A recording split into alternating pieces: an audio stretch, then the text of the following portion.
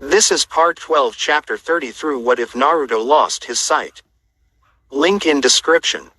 If you enjoy this what if, then like, comment, and subscribe for more content. Thank you for taking interest in this what if. Blindsided by twice the trouble. Start chapter 30. Trouble 1. Tilde tilde tilde tilde tilde tilde tilde tilde. Exclamation mark exclamation mark exclamation mark exclamation mark. Same time. Gaara's enraged screams echoed throughout the area, making me cover my ears against the onslaught. That didn't work like I thought it would, I thought as I watched the Aikibi's chakra swirl around the sand and even faster. There was so much red chakra in the air that I could hardly make out the boy behind it. What gave it away? Kyuubi exclaimed. Seriously, which brain cell did you use to come up with that horrible excuse for a plan? I'll kill it now just to keep you from ever again thinking a single, shitty exploding kunai would ever take down a Biju. You said it was his weak spot. Not that weak. But I heard him. I tried to explain as a large arm came out of the chakra cloud, forcing me to dodge out of the way. Only about as much as it hurts a Junin to get punched in the face by an average academy student. All it did was piss him off. Which, may I remind you, is what we didn't want to happen. Alright, I screwed up. I get it. I dodged again as he took another swipe at me. I got out of the way just before the tree I was standing on was torn to shreds. He wasn't able to do that before. And I think that's his other hand. He's completing his transformation, the Kyuubi said gravely. He's finally decided to take you seriously. Great, I muttered out loud, lowering my hands from my ears as the screams finally quieted down. The chakra slowed down as it slowly disappeared into the sand being in front of me. I gaped up at the beast once the transformation was done. He was huge, easily towering over the trees that surrounded it. The thing was mostly sand now, having long outgrown being able to use its Jinchuriki as a skeleton. With its change complete, it now took the appearance of a very menacing tanuki. For whatever reason it didn't want to be like its fluffy relative, so it 3 stories and replaced its fur with spikes, which made sense I guess. I mean, no Baiju would want to look cute and fluffy, and what could be cuter than a normal tanuki? So I guess he tried to make it scarier to save face or something like that. Will you stop thinking of a fluffy Aikibi and focus? The Kyuubi shouted angrily. But he'd be so cute, I answered, knowing better than to deny it at this point. Question. Will he still be cute when he smashes your puny human body into a puddle of human goo ingrained into a tree? Probably not. Then pay attention and dodge. I leapt out of the way as lob of sand launched itself at me. Alright, I know he couldn't do that before, I told him as I landed on a nearby branch. What do I do now? I'm pretty sure I'm outclassed here. And he's just figuring this out, the Kyuubi muttered, probably to himself. At least that's what I used as an excuse to ignore it. Gaara's still in control, barely. Aikibi isn't strong enough to completely take over a host unless he's asleep. So as long as the insomniac doesn't decide to take an impromptu nap, we have a chance. So, what do I do? I asked, barely dodging another couple sand attacks. I was really hoping that Kyuubi's plan involved attacking because I was really getting sick and tired of just dodging. Keep him awake. Give me time to think of something, Kyuubi replied. That shouldn't be much a problem for you. You're obnoxious enough to get the job done. You're so helpful, I replied sarcastically. I'm the one doing all the hard work here, he exclaimed. So unless you can pull a miracle plan out of your orange-clad ass, then I suggest you start doing what you do best, hoping around like a lunatic and make him question his life choices. Now that I can do, I said, letting my trickster's grin spread across my face. Hey Sand Man, I shouted, getting his attention once again. I was forced to leap out of the path of another projectile soon after, attaching myself the bottom of a nearby branch before continuing. What's your deal anyways? I mean, I can tell you're a Jinchuriki, it's kinda obvious from my perspective. But I know that's not the reason you're a blood-obsessed psychopath. Mother wants your blood, Gaara answered back, his voice switching between normal and menacingly double-layered several times even in his few short words. It seemed to be coming from this odd lump on his head, kinda like a zit. But it was hard to tell since my chakra echoes had a hard time picking it up. Yeah, that. What's the deal with that? You can't seriously think Ikibi is your mother, right? First of all, it's kinda impossible since he's male. I paused for a moment in order to dodge an angry claw aimed for my tree. After settling onto a less destroyed branch, I continued. Second, from what I can tell, he's an asshole. Why would you want an ass like that as your mother? Your blood will be a gift to her, he replied. Fine. Don't answer me. I frowned at him angrily as I brought up my hands into my most familiar hand sign. I'll just do this differently then. I then proceeded to create whole army of clones, ignoring the annoyed growls coming from my tenant. I guess he didn't like my way of buying time but had told me to do what I do best, and clone spamming is definitely one of those things. My miniature army charged at the sand monster as I joined the group. As I got closer I realized that the zit-like bump on its head was actually Gaara's real body, sticking out of its forehead from the waist up. Gaara's a zit, I told the QB with an amused chuckle. I only got an exasperated sigh in response. My opponent seemed annoyed as he swatted at my clones like they were no more than a group of annoying flies. While he was distracted with them, another group jumped up into the trees, launching barrage of shuriken at him while his back was turned. But no sooner had they let go of the throwing stars did the monster's tail lash out, knocking down the trees they were using as perches. With so many clones dispersing at once, I hesitated a moment, trying to process the feedback of the 50 or so deaths hitting me.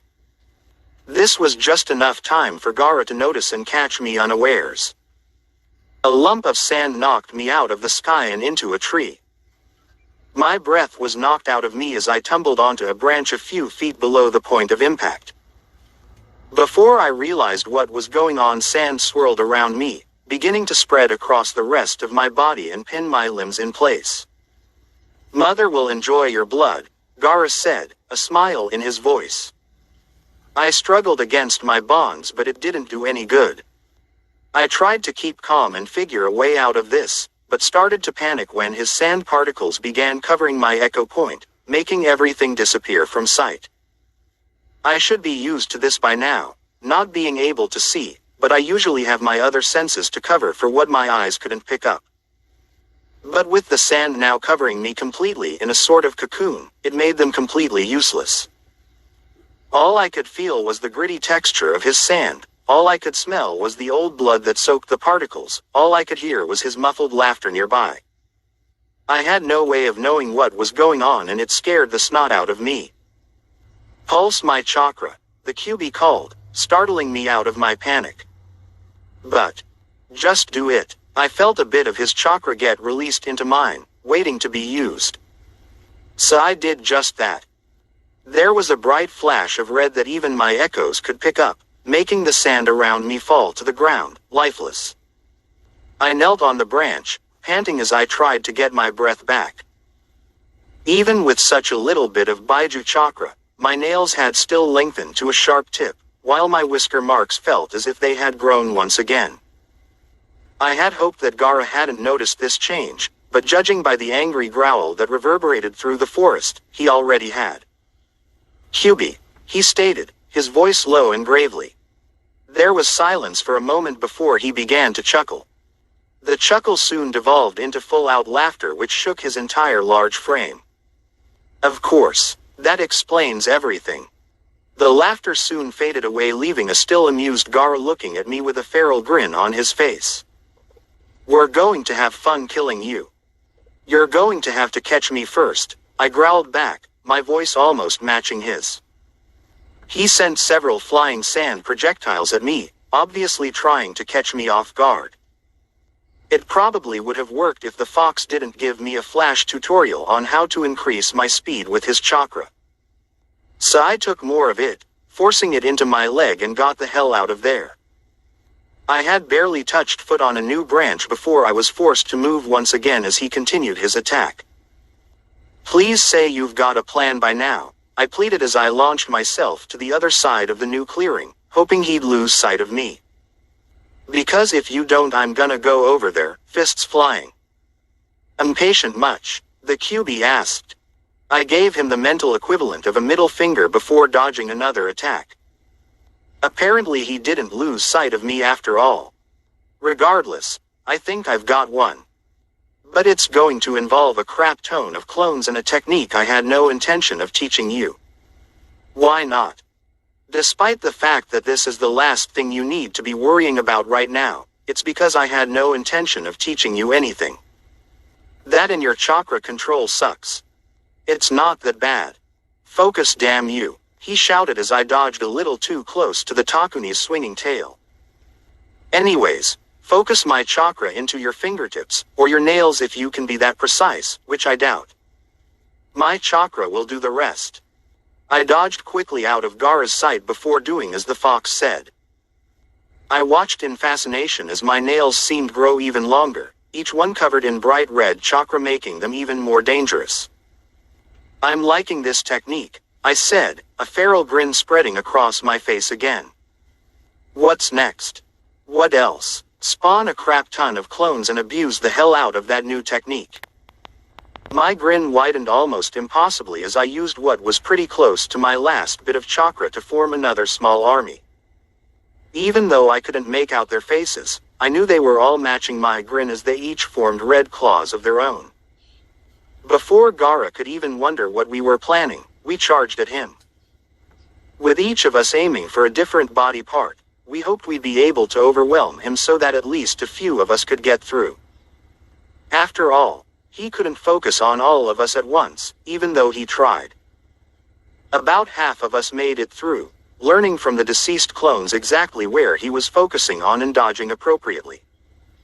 Then, we had the pleasure of sinking our shiny new claws into the sand monster's limbs. I personally gorged out a pretty big chunk of his shoulder, making sand fall lifelessly to the ground as I did. Gaara screamed in rage, or pain. I wasn't quite sure if he could feel the damage we did to his sand, but either way he seemed pretty pissed about it. He lashed out at us angrily, but most of us were able to dodge out of the way before we were hit. He was just following through with his strike as I quickly launched forward, taking another chunk out of his side while my remaining clones did the same. Not that I'm complaining or anything, but why is the sand falling away when I attack it with your chakra? I wondered, watching more sand tumble to the ground from where I just cut. Basically my chakra is stronger than his, so it overpowers his control he has on it. He'll gain control over it again pretty soon, but it at least cuts him down to size, for a time. As if on cue, the sand on the ground started slowly climbing back towards its master, teeny tendrils I could hardly make out climbing slowly up his legs as they tried to get back into place. Hey, here's a thought. Why don't you attack him before he can control all that sand again? Just so you know, I was already planning to do that. I turned back around, using the QB's chakra to launch myself quickly back in the other direction. Sure you were. I didn't answer him as I proceeded to do several more passes, taking out sizable chunks each time, my clones doing the same.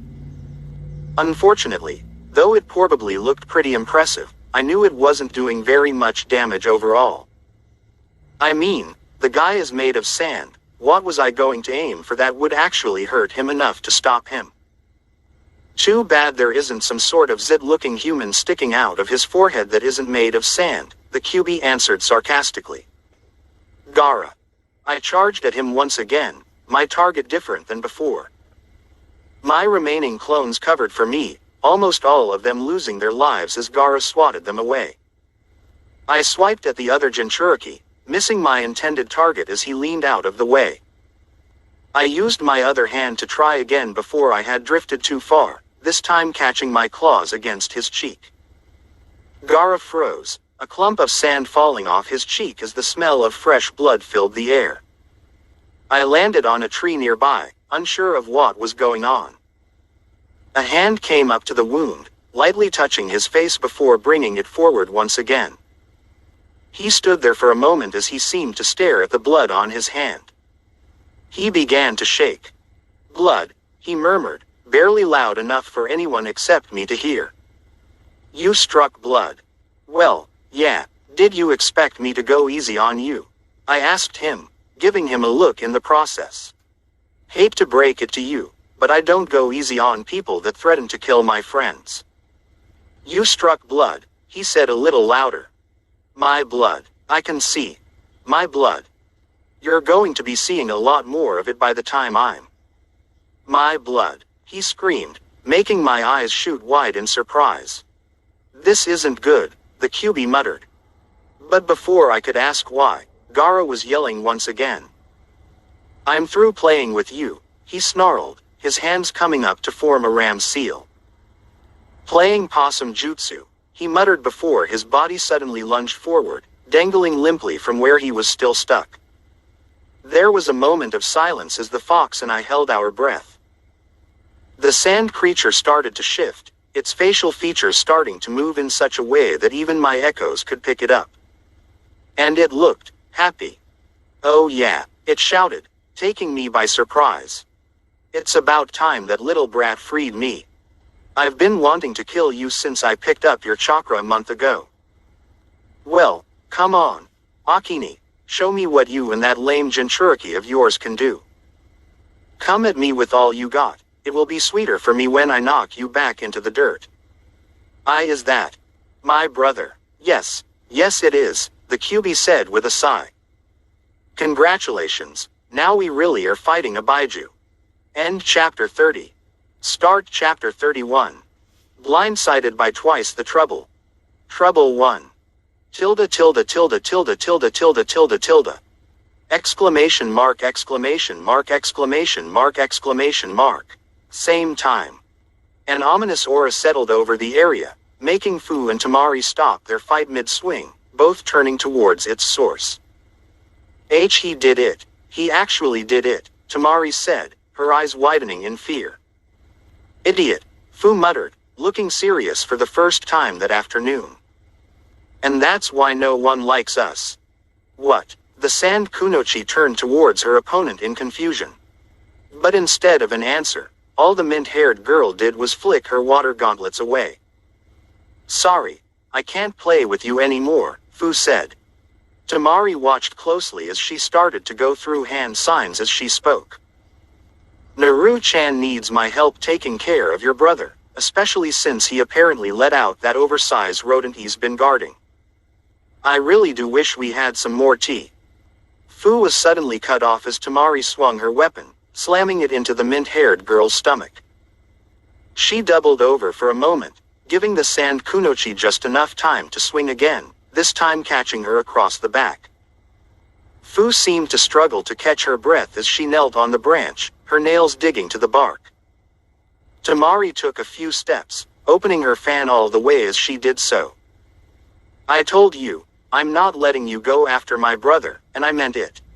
She swung her weapon forward, releasing enough wind to launch the foreign nin across the woods and out of sight. Tamari let out a breath she didn't know she was holding. That had been a tough battle. She was only lucky to get out of it with the few cuts and bruises she had. But she knew it wasn't over. Her brothers were still fighting. She had to help them. She turned away, trying to decide whether she should go to help Gaara, or wait and make sure Konkuro was alright first. She had just decided that it was probably safer to check on Konkuro when she felt a menacing chakra spike into existence. It was close. Far too close for it to be Gaara's, and much more potent than anything she felt from the Aikibi. Tamari was frozen in fear, barely able to turn her head to see where it was coming from. Her eyes widened as she took in the sight of the tacky girl hovering in that exact location. She looked a lot more scraped up, with twigs and leaves stuck in her hair and clothing. But what Tamari noticed more was the red chakra leaking out of her person, a good portion of it forming a pair of insect-like wings attached to her back. The girl's eyes had changed as well, turning from an orange color to a bright red with slit pupils. "And I told you, you wouldn't have a choice," Fu said, her voice rougher than before. And I meant it. Without another word, Fu pulled back her arm and delivered a strong punch to the Sand Nin's face, knocking her out cold. Exclamation mark, exclamation mark, exclamation mark, exclamation mark. Same time. This one is all your fault. Naruto yelled in his mind as he dodged around some sort of air technique. And why does it always have to be wind with these damn Sand Nin? I can't even see wind techniques. They are from the land of wind, Kyubi said simply, as if the boy wasn't fighting for his life. And I am not to blame for this. It was your dumb plan. Well, you obviously botched it. I did what you said, he yelled, stopping for a moment on one of the few branches left in the area. Apparently not well enough. Wind. He jumped up without hesitation, missing Ikibi's technique by mere centimeters. Regardless of blame, we need to wake him up, and soon. You don't say. Cut the sass. Sarcasm doesn't suit you, Kyubi stated, getting an annoyed huff in response. But don't worry, I've got a plan. Before the brat could respond, the fox showed it to him, not bothering to translate the raw thought process to words. The kid understood regardless, which was nothing short of a miracle as far as the Kyubi was concerned. Wait, that's it. That's seriously your plan. It will work. It's worse than the last one, he exclaimed, dodging another attack. I should just spawn some clones and charge him again. Or maybe try summoning Gamabunta, he'd probably help. You barely have enough chakra for my plan, let alone your 10th army spawn of the day. And do you really think a summons will be able to fight a Baiju? I know Ikibi only has one tail, but he's not that much a wimp. Are you sure? Trust me, by the time I'm done, he won't even remember you exist. If I get in trouble for this, I'm blaming the entire thing on you, he said after a moment. He landed on a branch, crossing his fingers again as he began mixing the Kyubi's chakra with his own. Shadow Clone Jutsu, he yelled, getting the Ikibi's attention. Smoke filled the area temporarily, hiding the kid from view. When it finally cleared, it wasn't Naruto standing there, but a tall, red-haired man sporting fox ears and a tail. Hello little brother, miss me. The Kyubi gave him a grin only a fox could give. Kyubi, Ikibi growled, eyes narrowing on the small figure before him. Why the hell are you so short? I want a proper fight, damn it. Sorry, but not all of us were sealed away by amateurs. The Kyubi shinned his nails against his top before examining them. You should be lucky I was able to escape this much. You're nothing but a flimsy, human clone. True, but you have to admit, I make quite the sexy human. Nanabe's form isn't too shabby either, for bug-wielding psychopath that is. She does this too. Neither of you have any shame, do you? It's disgraceful. You're disgraceful. We're disgraceful. Have you looked in the mirror lately? You've been tormenting a child simply because he became your vessel, the Kyubi stated. The Ikibi let out a roar, taking a swipe at the human-shaped Baiju. Kyubi simply jumped out of the way, landing in the exact same spot, not even ruffled.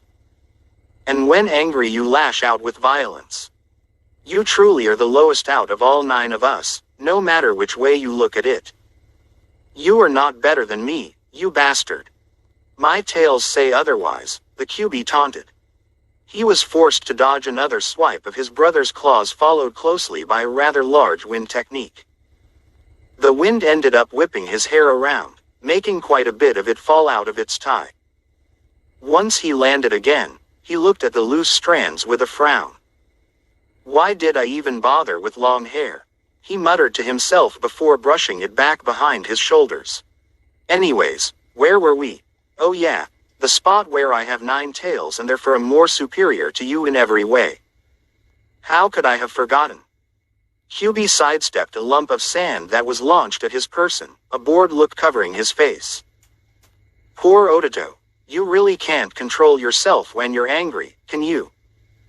It's sad really, considering that this problem is the exact reason why you will be losing today. The Aikibi paused for a moment before letting out a barking laughter that shook the forest. You don't believe me, the Kyubi said, letting out a dramatic sigh before continuing. A pity. Tell me, would you believe me if I told you exactly how it will happen? Oh, please tell me how I'm going to lose to a shitty clone like yourself, he answered, still laughing with amusement. It's simple really, your hatred of me has distracted you from a very important detail. Which is? The fox grinned again, pausing for effect. That it's not just me you're fighting. The Aikibi's chuckles cut off abruptly, his eyes widening as he remembered. The orange brat, it yelled, spinning around to look for him. Only a split second later, said kid launched forward, a red aura still surrounding him as he almost appeared next to the other Jinchuriki. The Aikibi swung an arm towards him as Naruto aimed a punch at the sleeping boy, intent on waking him up. Naruto's fist made contact before the Aikibi's did. Gaara's eyes popped open at the blow, the Aikibi screaming in anger as he was dragged back into his seal. The sand beast started to fall apart, losing its form fairly quickly, but not quick enough to stop its swing. Naruto ended up catching most of the blow with the side of his face, which forced his goggles off his face as it launched him into the air. Shit, the Kyubi cursed as he watched the boy fall. It was quite clear he was unconscious, unlike the redhead currently residing on top what now looked like a crumbling sand castle. He was just readying himself to try to catch the boy when a red streak of light shot towards him, colliding in midair. The Kyubi stared for a moment, as the streak stopped and finally took the form of a ruffled Fu struggling to stay in the air as she held Naruto around his torso. I've got ya, she said through gritted teeth, even though her grip didn't look all that convincing. The Kyubi had half a thought to grab them both, especially when the girl dropped several feet in the air, almost losing Naruto in the process. The thing that stopped him from doing so was the thought that she could at least get him to the ground safely, that Gaara was starting to fall himself. Now, normally the Kyubi couldn't care less whether his opponent fell to their death or not, in fact it would usually be preferable, but not today. So, with a sigh, the Kyubi leapt forward, catching the other redhead in midair then landing on a surviving tree opposite him. What? Gaara mumbled as he began jumping down towards the ground. Can't let you get knocked out, or dead, now can we? I put a lot of work into getting your tenant back in his seal. He landed on the upturned dirt gracefully, dropping the exhausted boy onto the ground almost immediately. Only a moment later Fu and Naruto fell to the ground in an unorganized heap. A low moan escaped the pile as Fu was occupied letting out a string of curse words that the Kyubi was sure she got from her tenant. Hey kid, you alive? The Kyubi asked, straightening up to stand next to Gaara. He watched the sand nin out of the corner of his eyes as he tried to get to his feet as well. Fortunately for the fox and his Jinchuriki, the other boy's limbs were too exhausted to even hold his own weight. No, Naruto muttered, not moving as Fu got untangled and plopped down next to him, her curses having dissolved into angry mutterings. Oh well, guess that would mean I'm free to do what I want then, huh? Not in the mood, he said quietly, barely audible. Tired, everything hurts, are we done? That's not for me to decide, the Kyubi answered before nudging the redhead at his feet to get his attention. Hey kid, are you two done fighting yet? I'm pretty sure neither of you can stand at this point, so I'd suggest just calling it. I mean, don't get me wrong, that boy's a stubborn mule. If you say it's still on, he will get up and continue where you two left off, but I'd rather not risk losing my Jinchuriki to something stupid like chakra exhaustion. Why? Gaara said after a moment as he watched Naruto in confusion. I told you. He a stubborn idiot and that's a really stupid way for an Uzumaki to go, let alone a Jinchuriki. The Kyubi's answer was ignored. Why do you fight so hard? Gaara asked again, making it clear that he was asking the blonde. Because I have to, Naruto answered, his eyes opening ever so slightly. Fu had finally quieted down completely, taking to looking around the new clearing intently. If I don't, my team will die. They don't care about you, Gaara pointed out bluntly as Fu struggled to her feet and limped away somewhere. Neither boys seemed to notice, but the QB kept a spare eye on her regardless. Why do you care if they die if they don't care if you do? They're important to me, Naruto answered, hiding a wince at the other boy's words. I might not be all they have in the world, but they're all I have. And that's why I fight, because I'm too damn selfish to give them up. Why do you fight? To kill, Gaara said. Naruto didn't even blink at the answer, which was probably due more to exhaustion than lack of shock. Why do you kill? To prove that I exist. Just like my pranks, huh? Naruto smiled sadly. You were ignored a lot as a child, weren't you? Probably because of the Baiju. Me too. I took to pranking the village just to get the villagers to look at me. After all, they couldn't ignore my existence if I was dishonoring their beloved landmark. But I found a better way to show the world who I am, so I don't need to do that anymore. The pornoculture parade. Yeah, Naruto said, chuckling lightly. That was for a different reason, which is completely beside the point. My point is I don't need to make people hate me to force them to recognize me. Hell, I don't even really care what they think anymore. All I care about is protecting my precious people, because if I can do that, it means I do exist. After all, if I didn't, then they could be dead. Precious people, I don't have any. Yeah, you do. You have siblings, right? They do not like me. They're just scared of the Baiju.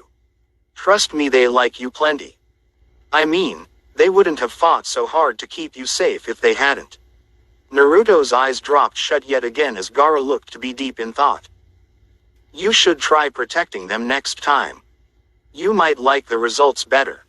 End chapter 31. Start chapter 32. Blindsided by twice the trouble. Trouble 1. Tilde tilde tilde tilde tilde tilde tilde tilde.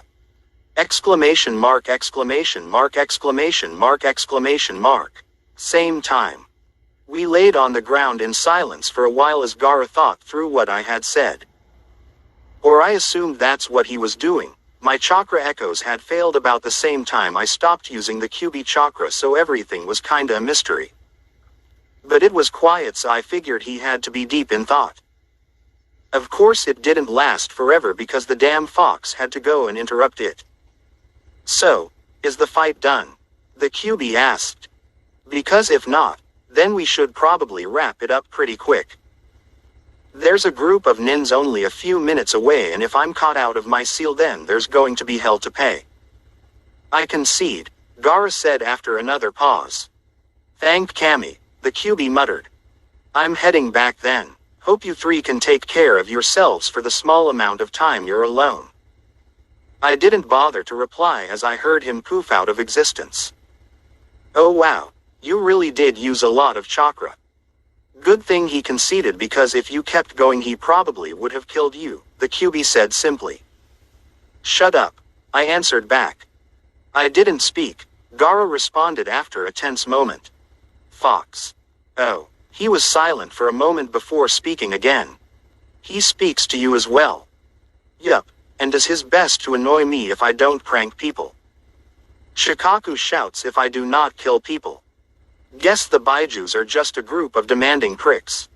I'm insulted. That's the point. Fox. Yup. There was silence between us for a while, which was only broken up by the sound of Fu shuffling around the clearing. Actually, it sounded more like limping, which was probably why it was taking her so long to get back. I was faintly wondering what she was doing walking around, if she was hurt, when she plopped back down next to me, hiding a hiss of pain as she did. Fight's done, Fu asked after a moment. Fight's done, I replied. Good, she said. She shifted somehow, but I couldn't decipher exactly how, so I didn't bother. You know, you look kinda weird. I fought Gaara. What did you expect? No, it's not that. It's something else, she hummed in thought, which sounded a little fake, but I couldn't tell at the moment. Actually, I think you're missing something. I furrowed my brow in confusion, trying to think through what possibly could be missing.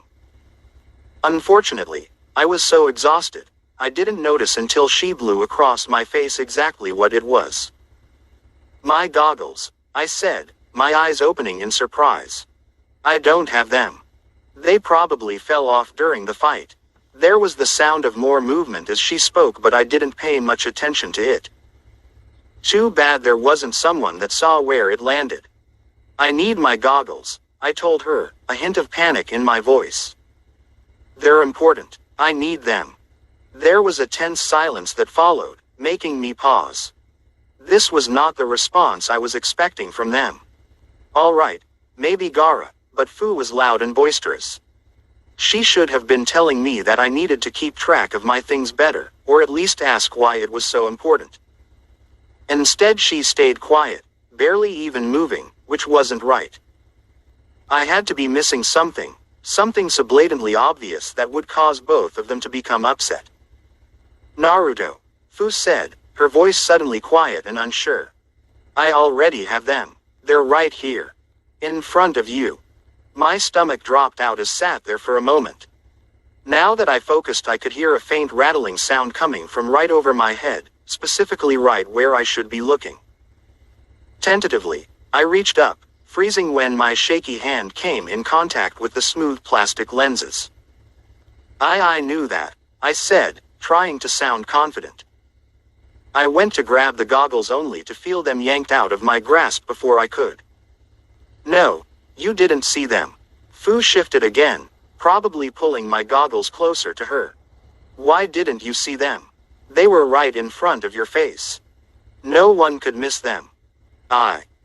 My mind went blank as I tried to come up with a believable answer, but none came.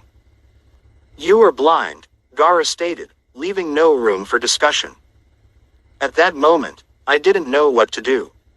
I knew I needed to convince them that their conclusion was wrong, but I was so exhausted, there was no way I could come up with a convincing argument. I mean, even if I did, I wasn't even sure I'd be able to stay awake long enough to deliver it. Just tell them, the QB chimed in. I know you don't want anyone to know, but they're in the same boat you are. They'll understand your reasons better than anyone. We just got done fighting Gaara and you want me to trust him with the biggest secret I have. You don't have much a choice, Kit. I sighed audibly, too tired to fight any longer. Please don't tell, I whispered.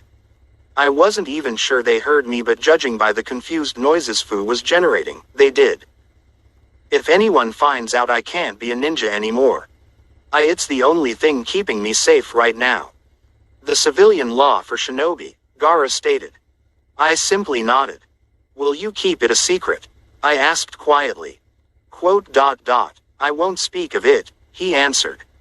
I breathed a small sigh of relief before turning to Fu. Will you too? I asked. I waited a few seconds, but started to get nervous when I didn't get a response. Fu. You're really blind, she whispered, sounding as if she hoped I was simply pulling a prank on her. Yes, I am. It felt funny to admit it, but I didn't really have the time to dwell on it now. Will you keep it a secret? She was silent for a little while longer before I heard some rustling come from my side.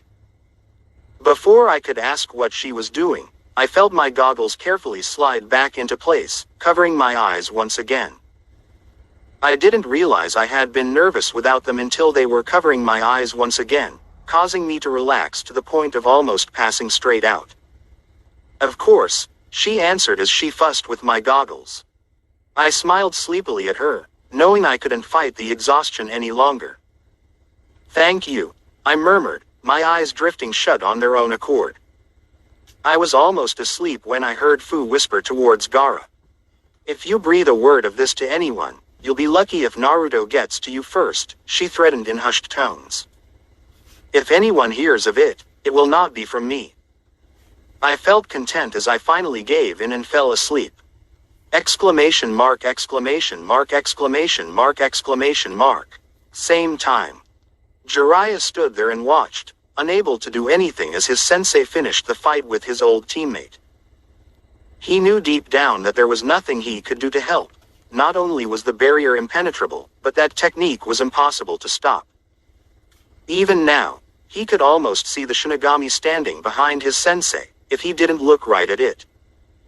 But, despite all this, he still felt like he should be doing something to help him. It didn't take long for the third to finish his technique, causing Orochimaru's arms to drop limply at his sides.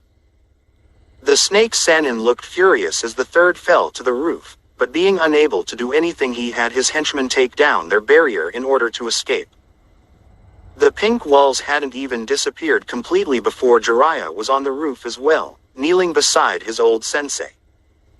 Orochimaru gave Jiraiya a look as if challenging him to try to come after him. Jiraiya simply looked back towards the third, his sensei's life taking precedence over everything else. He heard the 5 sound nins leap off the roof just as a group of Anbu landed by Jiraiya's side. "Go after them," Jiraiya told the Anbu.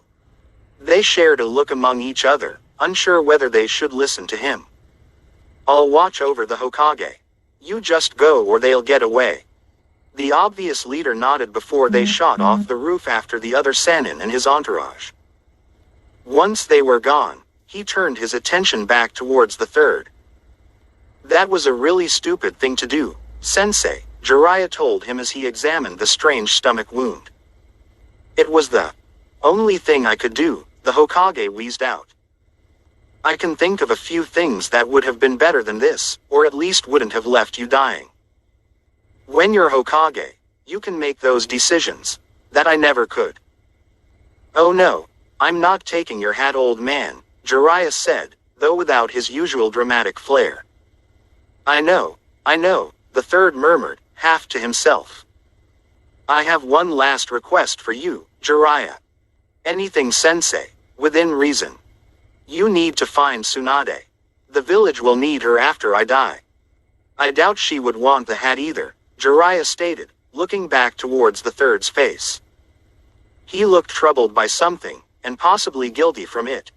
"Most likely not, but she may end up with it regardless," the third stated, staring out towards his village. "Though that's not the only reason. For you to find her. She can help Naruto." "With what?" Jiraiya inquired, though he already had a feeling what his sensei was going to say next. "Don't play dumb with me. Not now," Sarutobi stated, turning back towards his student. "I'm sure you already know that Naruto's newly blind." "Yes, I do. Orochimaru is responsible," the third said. Jiraiya's eyes widened in shock, unable to speak for a moment. "He admitted it himself, said Naruto was getting in the way, so he fixed it." "I should have known," Jiraiya hissed, turning away angrily. "I've been looking into who did this for almost a month now and found almost nothing. Only Orochimaru has been able to keep me so thoroughly in the dark." Jiraiya sighed, slumping his shoulders in defeat. "Tsunade can fix what he has broken, I'm sure of it," the third wheezed, his voice becoming more faint as he spoke. "Then I'll take him with me. The kid has a gift for manipulating others, even though he's too naive to recognize it," Jiraiya said, giving his sensei a smile. "If anyone can convince her to come back, it'll be him, not me." "Good, that way, even if she doesn't come, she can still fix Naruto." The third smiled sadly, his eyes drifting shut as he did. "Take care of him, Jiraiya," he said, his voice barely a whisper. "The boy's been through hell, and I fear that he's not out of the flames yet." "Of course, Sensei. I leave the matter of his heritage to you. When you feel he's ready, you may share it with him." "As you wish." "Thank you, Jiraiya. I'm sorry I've left you to clean up after my mistakes. That's what students are for. You trained us to be better than you, so we, in turn, could train our students to be better than us. That way, not only is the village always growing stronger, but when one does something wrong, there's someone strong enough to fix it." "I can't tell if you're serious or just pulling my leg one last time." The Hokage smirked faintly, making Jiraiya chuckle. "Can't it be both? Both sound good." They were both quiet for a while as they watched the chaos around town finally start to calm down. Jiraiya, himself, didn't move for quite some time, forcing his eyes to stay on the distant horizon even as he heard his sensei's breath stop. He knew, right then, that the Hokage had passed, but he couldn't bring himself to look at the body. If he looked at it, then he'd be forced to accept that he was dead, which was something he didn't want to do just yet. All he wanted was to sit there and pretend his sensei was still watching the village with him. And that's what he did. End chapter 32. This is the end of part 12 of What If Naruto Lost His Sight. If you enjoyed the What If, then like, comment, and subscribe for more content. See you in the next What If.